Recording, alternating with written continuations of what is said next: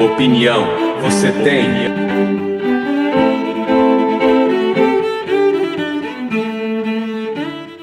Amigo internauta, seja muito bem-vindo a mais esse podcast do Programa Alerta.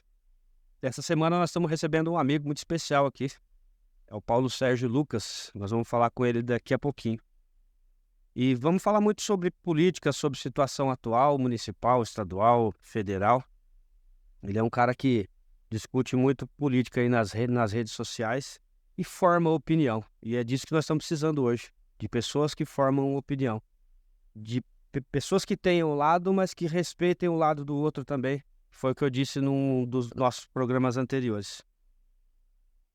Mas essa semana a gente tem que falar um pouquinho sobre o que está acontecendo no Brasil. Está acontecendo fatos novos que ocorrem todo dia. Esses fatos não são tão novos assim, né? Porque nós já vimos isso lá atrás, num passado não muito distante, onde o governo que assume comete atos de vingança contra o governo que saiu. Isso nós estamos repetindo de novo, né? Quando, na verdade, a gente tinha que estar preocupado era com o Brasil. Esse pessoal que está aí querendo fazer vingança deveria estar preocupado com o Brasil, e não com uma pessoa em especial.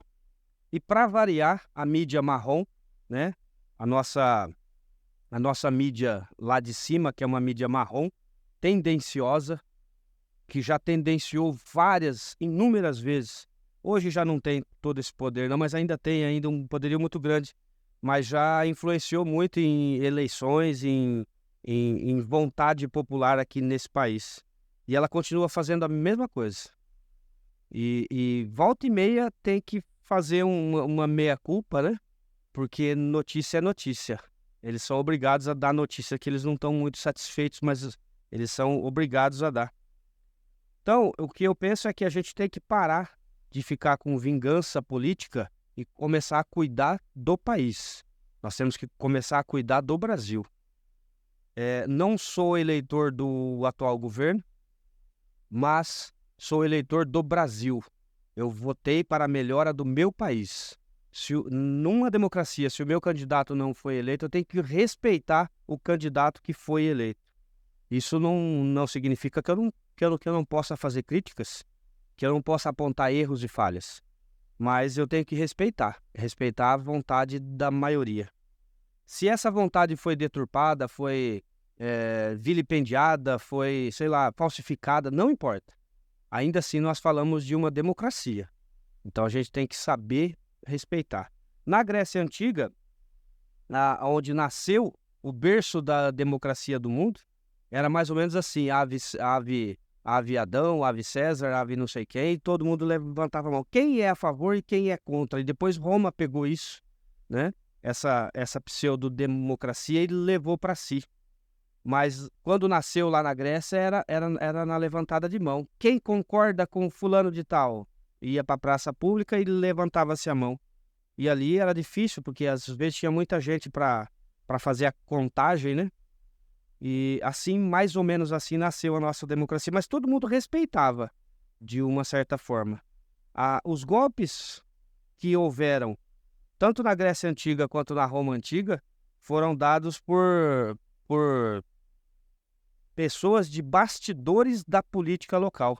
Haja vista a frase que a gente ouve muito, né? Até tu, Brutus, né? Por quê? Porque Brutus era companheiro, né, do cara e acabou traindo ele.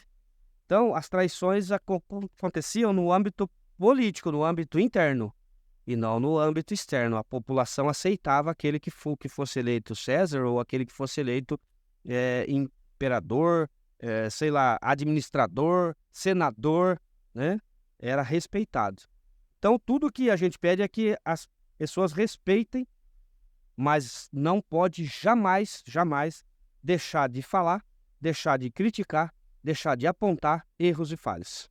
É isso que nós vamos falar hoje aqui com esse nosso convidado, Paulo Sérgio Lucas. Seja muito bem-vindo, Lucas. Obrigado, Emerson. Quero agradecer a oportunidade de estar aqui participando desse podcast. Então, na verdade, é uma troca de ideia, né? Um bate-papo que será, com certeza, proveitoso. Estamos aí. Vamos conversar um pouco. sobre Lucas, vou começar perguntando para você sobre a sua empresa que presta consultoria e assessoria ambiental. É uma empresa nova, né? Uma empresa já é antiga, mas onde ela está hoje, no prédio onde ela está hoje, é uma empresa nova, né? Lucas Soluções Ambientais. Lucas Soluções Ambientais. Ela foi Já tem criada, mais de 30 anos, né? na verdade, ela foi criada em 2014, né? Olha aí. Eu me aposentei em 2014 e, em seguida, nós constituímos essa empresa. A gente atua num segmento de consultoria e assessoria ambiental para pequenos proprietários, para a comunidade em geral e para entidades públicas, como prefeituras, Sim.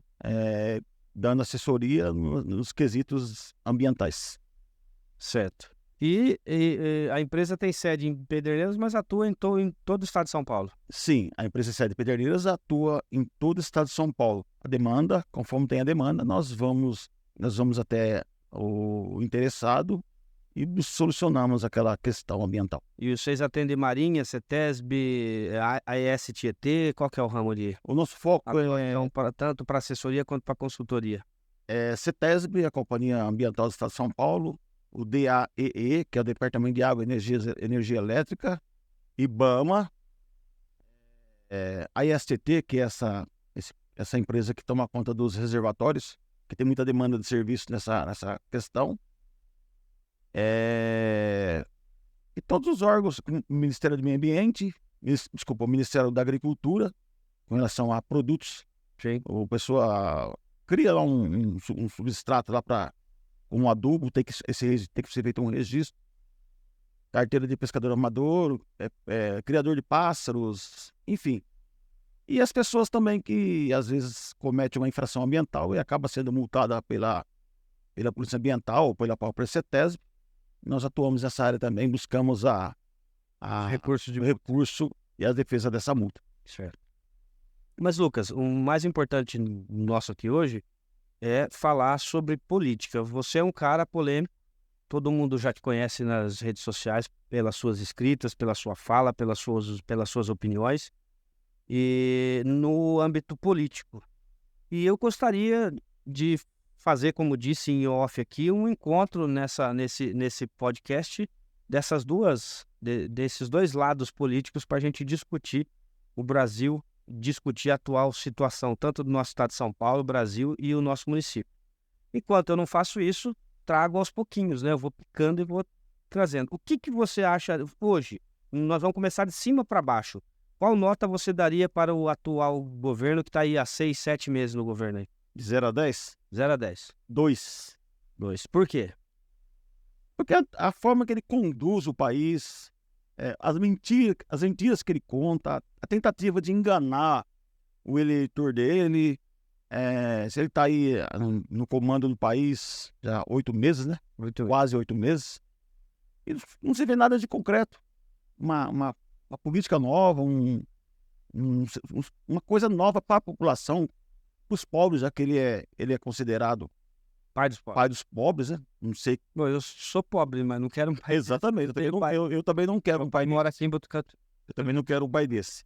Mas é isso aí, não tem nada de novo. O que tem de novo o presidente Lula? O que ele apresentou de novo para a população?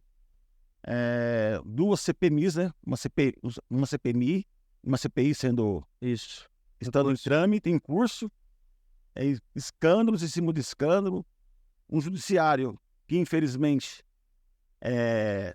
tem o nosso Supremo Tribunal Federal, que tem uma venda nos olhos para quando se trata da esquerda, e tem os olhos esbugalhados quando se trata de atos da direita.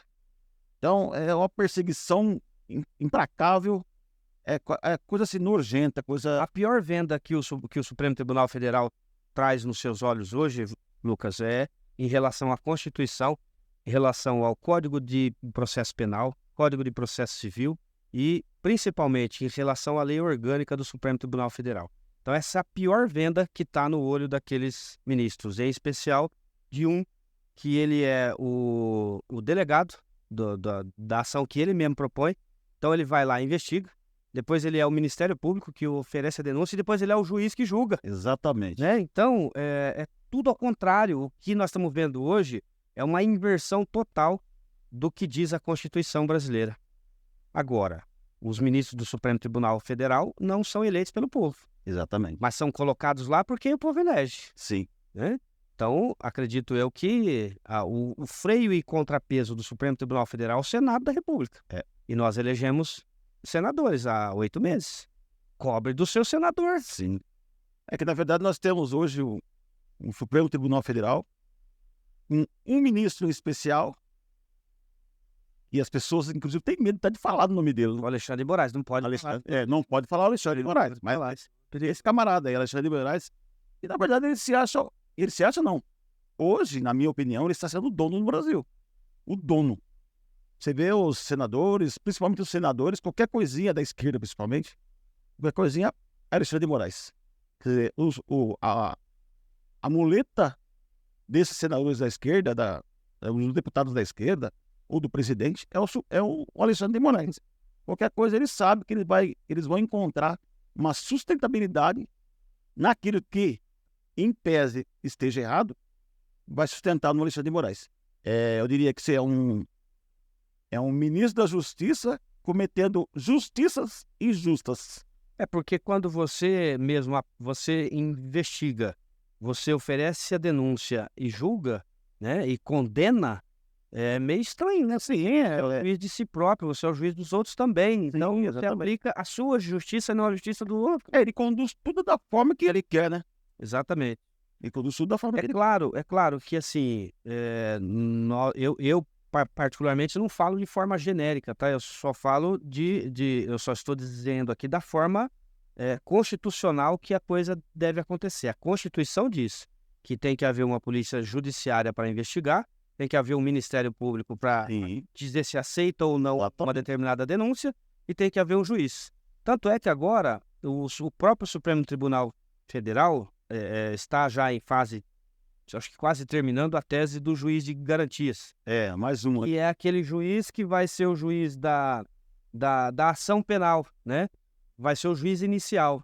Então ele vai acompanhar o inquérito policial, vai acompanhar o Ministério Público, para depois, caso ele entenda que aquele crime deve seguir adiante, ele passa para um outro juiz. Que na verdade é um juiz fiscalizando um outro juiz. Exato. E de certa forma, eu entendo que seja até uma coisa boa, desde que seja ágil. Mas o próprio Supremo Tribunal Federal apoia essa tese, estão votando todos favoráveis a essa tese, só que quando é com eles, essa tese não funciona. Ele não deixa o outro juiz julgar. Ele quer ele julgar, entendeu? E não é essa a função. A função principal do Supremo Tribunal Federal é ser o guardião da Constituição Federal. É resolver pendências relativas à inconstitucionalidade ou à constitucionalidade de leis. Não é fazer leis, não é fabricar lei, não é nada, não é agir nas lacunas do Congresso Nacional, não é presidir o seu próprio inquérito, não é isso. Não tem nada disso em lugar nenhum escrito. Exatamente. Em lugar nenhum. Esses dias eu vi até uma matéria sobre a presidente do Supremo Tribunal Federal agindo com a agência, o que conduz a justiça. Esqueci o nome agora.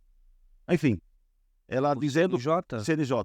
Dizendo que os juízes não poderiam participar de reuniões políticas, qualquer tipo de reuniões, exceto o Supremo Tribunal Federal. Quer dizer, os juízes do Supremo Tribunal Federal poderiam fazer o que eles bem entendem. Já os outros juízes, os outros magistrados não podiam. Inclusive jantares com lagotas, com vinhos importados. Que é um absurdo, né? Claro, mas isso os ministros do Supremo também podem fazer. Nós temos aqui, fazendo campanha para ajudar famílias com vaquinha e tal, para se alimentar, enquanto... Nesse sentido, eu sou favorável, desde que fosse para todos.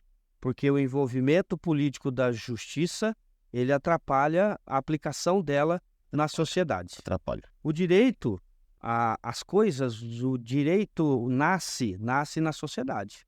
Qualquer direito, a fonte dele é a sociedade. Como que nasce um direito no nosso país que tem o direito objetivo escrito? Ele nasce a partir de conflitos. Então, surge um conflito na sociedade. Exato. E aquele conflito não está escrito em lei nenhuma. A partir dali nasce o direito. usa-se a hermenêutica, né? Usa-se a aproximação de uma lei próxima, mas aí envia isso para o Congresso Nacional e diz, ó, gente, tem uma lacuna aqui, ó. Tem esse conflito aqui que a gente não acha em lei nenhuma. Então, a sociedade é a fonte do direito. Sim. Quem é o aplicador desse direito e o fiscalizador desse direito, ou dessa lei, né? Que depois de feita se transforma em direito daquele cidadão? É o juiz. A justiça. Lá na ponta é o juiz. Sim. Então, não há lógica de um juiz participar de reunião política. Não importa em que instância seja do STJ, do STF, não importa. Ou um juiz aqui de baixo. Não tem lógica. E aí, na contramão de toda essa lógica que nós estamos discutindo aqui, essa semana, mais uma vez, o Supremo Tribunal Federal disse que juízes podem julgar causas em que os seus parentes estão sejam envolvidos. Isso é o cúmulo do cúmulo de tudo que eu já vi num país aberto democraticamente como é o nosso, né? Com uma democracia muito capenga, mas é um país pseudo-democrático. É uma sociedade, né, justa, calma, pacífica. No entanto, vem o juiz, agora todos os juízes, vem o Supremo Tribunal Federal diz que qualquer juiz pode julgar a causa em que o parente dele esteja demandando. Eu vou só te citar um exemplo, assim, bem... Dias Toffoli, a esposa dele tem um mega escritório de advocacia em São Paulo. E que a maioria das causas sobe tudo lá para cima, porque ela lida muito com causa tributária. Os filhos dela, a Nora tem escritório lá em Santa Catarina. Todos eles têm filhos, então eles vão poder julgar. Isso eu estou citando como exemplo, tá? Eles vão poder julgar a causa dos próprios filhos, por exemplo, quando eles... completo absurdo, né? Total absurdo. Então, não é isso que a Constituição fala, não é isso que o Código de Processo Civil, o Código de Processo Penal, nenhuma lei nossa fala isso. Então, tudo nasce do Supremo Tribunal Federal, que interpreta da forma que eles querem interpretar um determinado tema. Tudo tendencioso. Tudo tendencioso. Quando, na verdade, não é isso. O direito consuetudinário, que é o direito lá da Europa, especificamente do Reino Unido, é um direito baseado em costumes. Então, lá sim precisa ser interpretado se aquele costume, se aquele ato interferiu nos costumes gerais ou não. Aqui no Brasil, não. O nosso direito é objetivo, ele é escrito. Vale o que está escrito. Vale o que o legislador escreveu. Sim. Aí, até colocar um ponto final e até o presidente assinar. Publicou a lei e, a partir dali, vale o que o Supremo Tribunal Federal diz. E não mais o que o legislador escreveu. Exatamente. Então, nós estamos invertendo valores nesse país. Nós estamos invertendo valores. Penso eu que a forma com que esses ministros chegam ao poder é uma forma deturpada. Eles não tinham que chegar lá por indicação de ninguém. Um absurdo. A não ser da própria sociedade. Exatamente. Votados pela sociedade. Nós não queremos envolver a sociedade nisso. Ótimo, ótimo. Mas então que eles chegassem lá por mérito. Exato. Então, nós temos o Supremo Tribunal Federal com 11 ministros, e, se não me falha a memória, depois alguém me ajuda aqui embaixo, são 5 são juízes e 6 não são da área de magistratura, né? Não que isso vá atrapalhar, Cara, mas eu penso que para ser ministro do Supremo Tribunal Federal tem que ser magistrado, ele vai participar de um julgamento, ele vai ser o guardião da Constituição Federal. Não estou aqui desmerecendo o Ministério Público, não estou desmerecendo a advocacia, muito pelo contrário. A esses dois, a advocacia e ao Ministério Público, cabe a defesa da sociedade, Exato. a defesa das teses sociais. Exato. Deixa o julgador ficar lá em cima, Exatamente. mas chegando lá por mérito, não por indicação. Porque o Collor indicou o primo, o outro indica o correligionário político dele, ex-secretário, né? O outro indica o advogado pessoal, o outro indica o advogado do partido, né? Então, gente, a gente vê que o negócio está meio torto. Tá muito torto. E não entortou agora não, já vem torto de antes. Sim. Na sua opinião, o que você acha que faltou no governo Bolsonaro para ele realmente, sei lá, derrubar essa história toda aí? Eu vou falar algo aqui que é até que polêmico. Na verdade, o governo Bolsonaro só não foi melhor porque ele não deu lado para a oposição. na minha opinião. Sim. Se ele tivesse dado um ministério, ainda que seja de baixo escalão, para alguém, um político da esquerda, né, na verdade, vamos falar o claro aqui, que é a política brasileira, a troca de favor. Sim. Com certeza ele não seria tão humilhado como ele foi. É até questão da imprensa, ele cortou as verbas da imprensa. Eu vou ser justo? Sim. Mas ele foi estraçalhado. Esse país não vive de justiça. Primeiro que a gente tem uma lógica de que a gente tem que tomar cuidado com todos os presidentes, só para você ter uma ideia, desde a redemocratização, tem um cuidado muito grande quando se trata de imprensa, porque tem que ter um certo bom trato e respeito, é claro, né? Por quê? Porque a imprensa fala o que quer sobre você. Ela influencia e não influencia. Talvez o que tenha, na minha opinião, o que tenha passado pela cabeça do Bolsonaro é que a imprensa atual não é mais a imprensa da década de 90 Exato. e que poderia influenciar.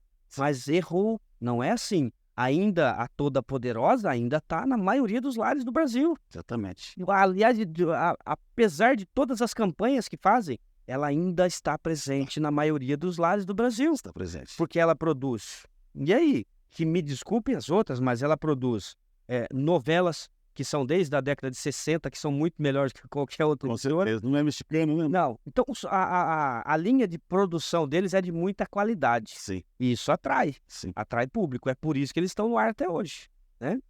Então, talvez a ideia dele foi, não, mas essa daí não é mais a emissora da década de 80 que elegeu o Collor, início da década de 90. Ainda era. Não de eleger, mas de influenciar, sim. Sim. De influenciar, de disseminar a ideia, sim. Ainda é. Aí você pega também uma juventude que, infelizmente, Transviada, uma juventude que foi... eu estava até discutindo isso esses dias aqui. Eu tenho um amigo que fez engenharia elétrica, não sei nem se é assim, né? Ele é engenheiro eletricista, acho que é o nome. é elétrico, engenheiro elétrico. Engenheiro elétrico, né? E é Uber. Ele dirige Uber lá em Bauru, por quê? Porque não acha emprego. E outra, uma juventude, desculpa, mas semi-analfabeta. Exatamente. Então essas pessoas fáceis de ser influenciadas. Exato. Quer dizer, a mídia chega lá, a poderosa chega lá, joga, entra na cabeça e não sabe digerir, fica fomentando aquilo, achando que é só aquilo que é verdade. Preguiça de ler, preguiça de assistir um jornal. Eu muito ouço falar sobre os dogmas, né, que a educação, ou que alguns professores levam para dentro das salas de aula hoje.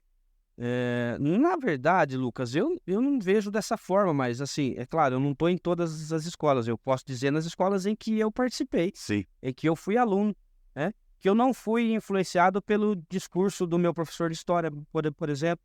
Eu fui fazer filosofia logo que saí do ensino médio. Não fui influenciado pelos meus professores de filosofia, porque eles me ensinaram filosofia. História também, é claro, porque as duas coisas andam juntas. Sim. Mas eles me ensinaram com base no que está escrito na história. Não na opinião deles ou na minha, ou puxando a minha opinião. Não. Eu também não. Então, nós tivemos uma educação. Hoje não. Diferenciada, né? Hoje não. Hoje você já consegue identificar dentro de uma sala de aula, isso eu não estou generalizando aqui não, tá, gente? Quando a gente fala isso, a gente fala que são pontos, né? E que, em tese, ainda são maioria, mas que leva aquele dogma, aquele estigma para dentro da sala de aula. Então, quando vai discutir, por exemplo, esse dia eu estava discutindo com um amigo meu sobre o nosso período imperial, né? E sobre a escravidão no nosso período imperial. Por que Dom Pedro não queria que houvesse escravidão, mas não podia tirar, né? Por que a princesa Isabel só tomou essa decisão em 1888, dia 13 de maio? Ela podia ter tomado essa decisão antes, porque o pai já estava... Então, tudo isso entrou para a nossa discussão. E aí a escravidão naquele momento do período imperial era necessária. Era necessária porque o Dom Pedro quis fazer uma mistura de império com república, e elegeu um Senado e uma Câmara Federal. A partir dali, foi que deu tudo errado. Porque ele começou... quem era eleito? Donos de terras, donos de grandes engenhos, né? E eles precisavam da mão de obra escrava. É lógico que eles não iam querer que o imperador, né, abolisse a Sim, escravidão. lógico. Agora, há lados e lados para se contar uma história dessas Sim. dentro de uma sala de aula. Eu posso deturpar, dizer, não, são negros africanos que vieram para cá, vieram trazer e aqui eles tentaram fazer alguma coisa e não conseguiram, nunca tiveram direito a voto. Então, depende de como eu vou dizer, de como eu vou contar essa história dentro de uma sala de aula. Se eu já tiver com a minha cabeça bagunçada, eu vou contar do jeito que eu entendi a história. Eu não vou contar a história como ela foi, como ela realmente aconteceu. Exatamente. E é isso que nós temos muito hoje na nossa educação, principalmente na educação de nível federal. Exatamente. E outra, voltando à questão do Bolsonaro, né? Dos erros dele, é uma frase que ele sempre usa, eu tô agindo dentro das 4 linhas.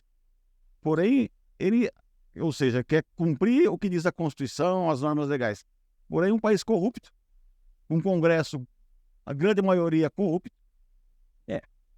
É um país que tem um sistema político eleitoral corrupto, que Exatamente. leva à corrupção. Exato. Porque assim, o nosso atual sistema político eleitoral se você não fizer o que o sistema pede para você fazer, você não é reeleito. Exatamente. Então você tem que fazer. Começa, eu dizia isso aqui no nosso programa anterior, sobre o fundo eleitoral e o fundo partidário, né? Quem tem direito ao fundo eleitoral? O deputado está eleito. Ele tem a maior parte do bolo. Por quê? Porque ele aprovou aquele orçamento. Sim. Isso é justo? Isso é uma democracia? Eu aqui fora que não tenho acesso ao fundo eleitoral, tenho tanto chance quanto ele de ser eleito? Claro que não. Claro que não. E isso não é uma democracia, Sim, onde alguém sai na minha frente, com certeza. né? Então nós temos um sistema político eleitoral Corrupto. doente, corrupto, que leva à corrupção, Exato. né? Porque nós já temos tendência. Nós já somos um povo que é tendente à corrupção. Exato. Porque para a maioria do povo brasileiro, a corrupção dos outros é ruim. É. Mas a minha é boa.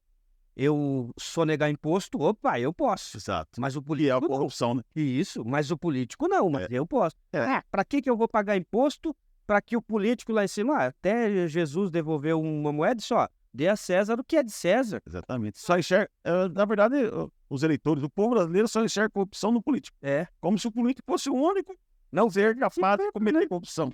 Não vê a de si próprio, não vê as atitudes que às vezes não são atos de corrupção em si, mas são atos atos parecidos, Exato. né? Análogos à corrupção, É. né? Que é aquele que eu dou até dentro da nossa própria família.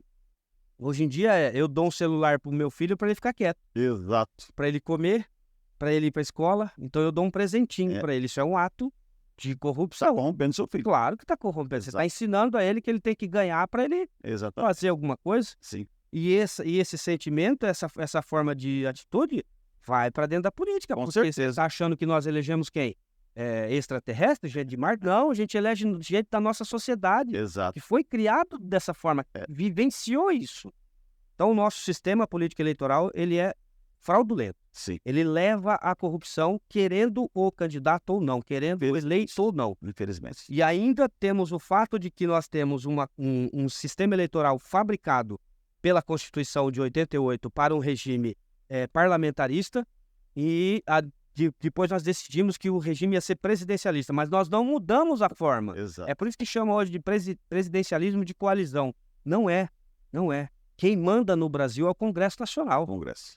Aí o presidente tem que fazer o quê? Quem deveria, na verdade, Ele tem que fazer o quê? Ele tem que dar cargo para partidos centrais, Exato. porque ele precisa ter maioria para ele aprovar Exato. coisas que o povo precisa, cara. E o Congresso é eleito pelo povo. Sim.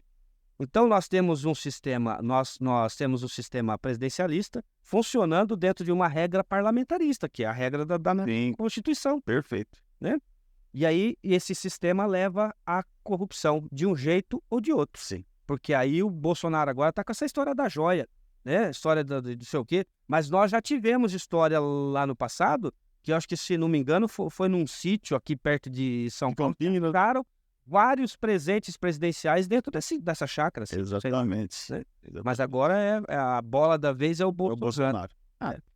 Com certeza. Vamos lá, estado de São Paulo. Vamos parar um pouquinho de falar lá em cima e vamos vir para o estado de São Paulo. O que você está achando do governo Tarcísio de 8 meses de governo? 7 meses e pouquinho, quase 8. Eu estou gostando da maneira do Tarcísio governar, a forma que tá conduzindo o Estado, eu estou aprovando, na verdade. Também está naquela fase, né? Ele tá fazendo o que foi um resquício É. do governo anterior, O né? resto do outro. De entrega de obras do governo anterior. Isso aí é fato, né? Mas assim, eu vejo que ele até conseguiu, ou está tentando, né? Entregar tudo aquilo que o. Sim, Porque ele entendeu que são coisas boas, essenciais, né? coisas essenciais. Sim. Agora, essa questão da educação, o que que você acha? Recentemente ele, já duas, né? Sobre a Cracolândia e sobre a educação. Que ele vai e volta. Sobre a educação, senão não vai mais ter livro físico, nós vamos ter só livro online. E depois nós vamos ter livro físico também. Então, na verdade, ele trouxe um secretário de educação que é do estado do Paraná, né? Que Isso, Paraná. já não é tão conceituado no Paraná, né? Tem uns problemas lá. Mas essa ida e vinda de decisões acaba por causar um descrédito, né? Quer queira ou quer não, em que pese seja uma determinação. Claro, claro. É como agora. Assim, a gente às vezes tem que pensar um pouco fora da caixinha para a gente achar soluções para as coisas. Na primeira ida e vinda dele foi aquela questão da Cracolândia, que ele ia tirar a Cracolândia de lugar. Naquele momento eu imaginei assim, bom, já que vai tirar de lugar, por que não leva a Cracolândia lá para a praça onde fica o nosso STJ, nosso Tribunal de Justiça? Leva para lá. Precisa ver. Exatamente. Observar, né? Por quê? Porque hoje nós temos um bando de zumbi que não pode ser internado compulsoriamente porque a justiça não deixa. Você não pode tirar ele do lugar que ele está porque a justiça não deixa. Então leva ele para a praça, ali na Praça São Bento, no Largo São Bento, onde fica o Tribunal de Justiça, leva eles para lá. Deixa o desembargador, toda vez que ele for entrar com o carro blindado dele, ele ter que passar pelo meio desse povo para ele chegar lá. Para ver se eles vão começar a discutir, né, a internação compulsória, os hospitais psiquiátricos, porque essas pessoas têm um problema, eles têm um problema de saúde pública. A Cracolândia é um problema de saúde pública. Primeiro. Segundo, é um problema de polícia. Exato. É um problema de tráfico de drogas. Diferente. São duas coisas. Mas o primeiro problema da Cracolândia é de saúde pública. Sim, com certeza. São a internação compulsória, os hospitais psiquiátricos que precisam receber. Leva esse povo lá para a Praça Pra do próxima Tribunal de Justiça, próxima vez, rapaz. né? Claro. Para eles sentar na pele o que é aquilo, né? Sim, mas assim, eu particularmente vejo o governo Tarcísio ainda com possibilidade de deslanchar bastante. Sim, com certeza. Deslanchar bastante, até porque é um cara. Ele é diferenciado, né, Emerson? Ele é diferenciado na forma de conduzir, E aí, na forma de obras. eu vou falar uma coisa aqui que muitas. Eu não fui eleitor dessa pessoa, mas eu falo que assim, nós tivemos, por pouco tempo, é claro, um governador que tinha mais ou menos a visão que eu falei, agora talvez o Estado vai ter um jeito diferente. E teve, durante um determinado período, teve. É que ele era gestor e não era político, João Dória. Sim. O João Dória dirigiu o Estado durante 2 anos, 3 anos, como se fosse uma empresa. Exato. Que funcionou. Funcionou. É uma pena que ele Tendenciou para o lado. tendenciou para outros lados e acabou se perdendo. Mas o Tarcísio é a mesma linha. É a linha técnica, é a linha de gestão, Exato. que não é a linha de eleição. Porque o que nós mais temos hoje no nosso mundo político é a linha da reeleição.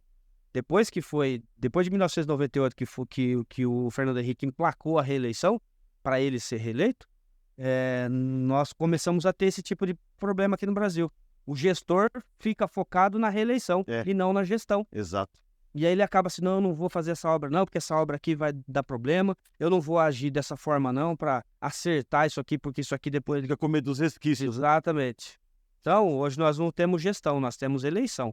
Na cabeça do gestor público não está a gestão pública, está a eleição pública que vai vir daqui 4 anos, daqui 2, daqui 3. Exatamente. Pederneiras, vamos lá.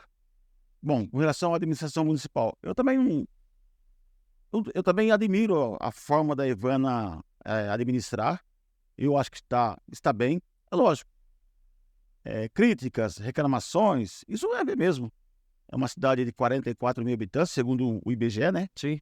Mas eu creio que Eu não fui mais. eu não fui Eu recenseado. também não. Então eu tenho mais um lá naquele. Exatamente. Eu creio que Pederneiras deve ter em torno de 50 mil habitantes. É. Mas é uma cidade com problemas na área de saúde. Pelo menos, não é que problema. Todas as cidades têm, né? Exatamente. Saúde é uma coisa cara, geralmente são equipamentos caros, profissionais caros, e são profissionais, você sabe bem disso, que eles são meio que fechados num ciclo, né? Exato. Então eles aumentam para o próprio preço deles, eles trabalham do jeito que eles querem, o tempo que eles querem, não tem como entrar. Eu vejo muita crítica com relação à Santa Casa. E eu vou ser sincero para você, eu pago o plano de saúde, pago o Unimed. E eu prefiro ser atendido no pronto-socorro da nossa Santa Casa Do que do que no pronto-socorro da Unimed. Eu Porque lá é muito mais demorado, é complicado. tive plano também, eu tenho plano, aliás, e na semana passada eu tive dor no braço, e aí fui para Bauru, porque aqui não tem, o meu plano é o Rap Vida.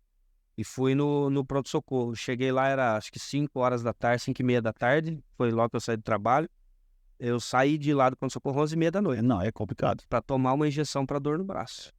Então, não é só a saúde pública, a Sim. privada também está na mesma situação. Eu tenho Estão todos na privada. vários amigos que moram em outros municípios e eu sei, porque já falaram para mim, que só Aqui. se tratam aqui nos postos de saúde, Conheço alguns também. entendeu? Guaianás sofre muito com isso, né? Então, saúde é uma questão nacional. Saúde é uma questão nacional. Nós temos uma tabela do SUS que faz 26 anos que não é Corrigida. Então, só para você que está nos ouvindo ter uma ideia, uma consulta médica hoje está girando em torno de R$ 8,60 para um médico fazer ela lá no pronto-socorro ou dentro de uma Santa Casa. Quando você parte para a iniciativa privada, esse médico cobra até R$ 300, R$ 500, tem médico cobra R$ 1.000 de uma consulta. A do SUS ainda é 8. Um exame de sangue, esses exames laboratoriais, a média do SUS é R$ 7,50. O exame de custo, ele sai no mínimo por R$ 40. Nossa, quer dizer. O SUS só repassa R$ 7,50, o resto é nós que temos que pagar 2 vezes. Porque nós já estamos repassando dinheiro para o SUS, dos impostos que a gente paga, para ter saúde. Ele não dá. E aí a saúde tem que vir do nosso município. E agora ficou grande demais. Exato. Então você tem aí, para 2024, tem uma projeção que foi feita lá na Câmara, que vai chegar perto de 40% do nosso orçamento em 2024 vai ser para a saúde. 40%. 40%. A Constituição fala que é 25%. Nós vamos chegar perto de 40%. Para manter uma saúde razoável. Razoável. Tá ruim, mas nada é tão ruim que não possa piorar. É verdade. Vamos segurar, porque não é só aqui, é no Brasil inteiro, é no estado de São Paulo inteiro. Nós temos aí hoje uma fila enorme aqui em Bauru para cirurgias eletivas. Tem gente que está esperando faz 3 anos para fazer uma cirurgia de apêndice, uma cirurgiazinha simples. Agora está sendo contratado hospitais particulares, mas essa fila ela é muito lenta para ela ir, porque é saúde pública. Você demanda equipe médica, demanda hospital, demanda centro cirúrgico, demanda uma série de coisas que não é da noite para o dia que você consegue fazer. Pessoas reclamam, remédio alto custo. Remédio alto custo é uma obrigação do Estado e da União, não é obrigação do município. Mas o município que é cobrado. Quando você vai na justiça, como tá mais perto, o juiz vem no município, tem que comprar o remédio, né? Então, gente, é que muita coisa a gente ouve aí, a gente até poderia tentar ajudar quem está colocando, às vezes está postando lá para dizer, olha, não é bem assim, mas eu prefiro ficar na minha, sabe? Porque eu acho que a gente se sai melhor assim. Lucas, agora tem uma pergunta que não quer calar. Eu disse que eu ia te entrevistar aqui hoje e um monte de gente mandou aqui para mim. O Lucas vai ser candidato a vereador o ano que vem?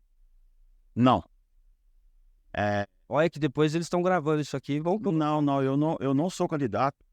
Eu sempre costumo falar o seguinte, eu tenho, como você disse, o Lucas é polêmico.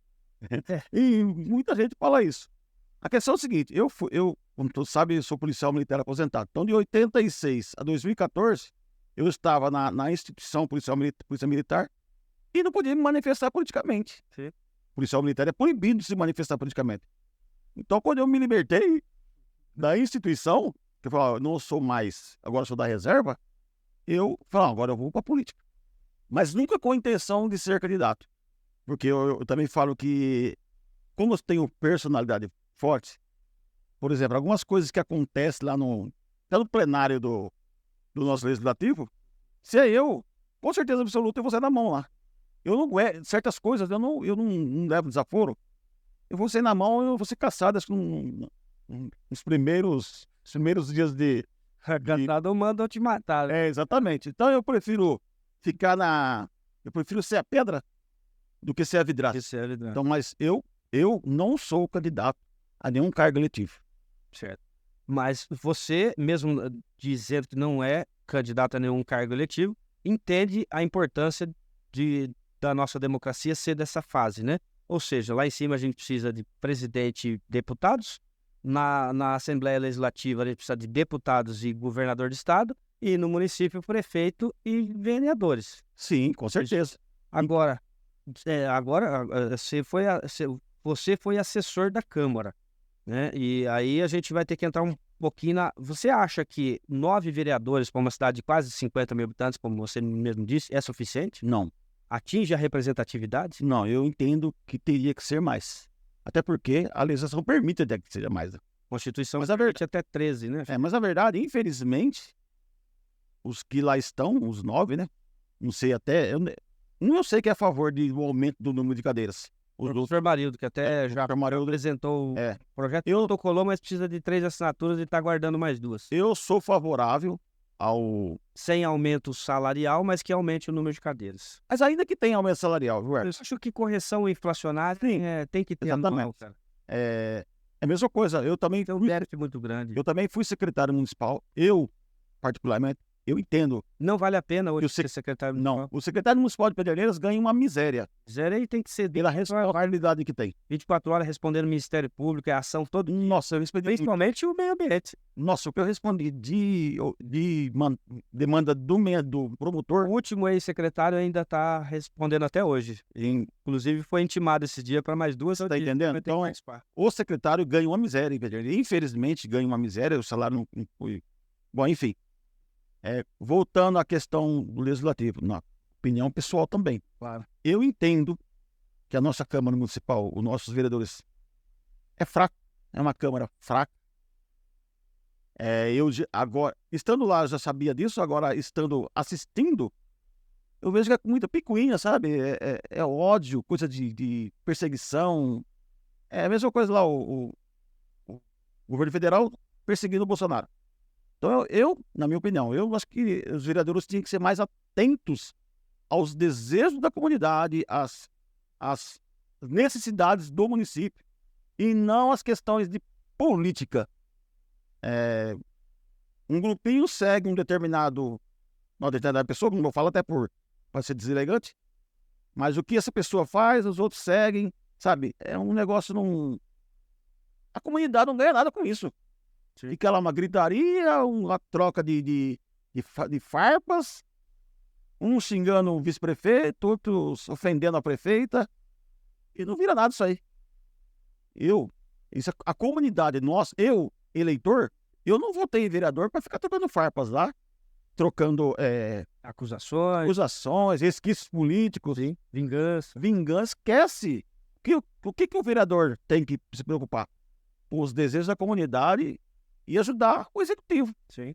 Quer ser contra, eu acho que tem que ter. Claro, tem que ter oposição, é muito importante. Necessário. Mas é oposição com responsabilidade.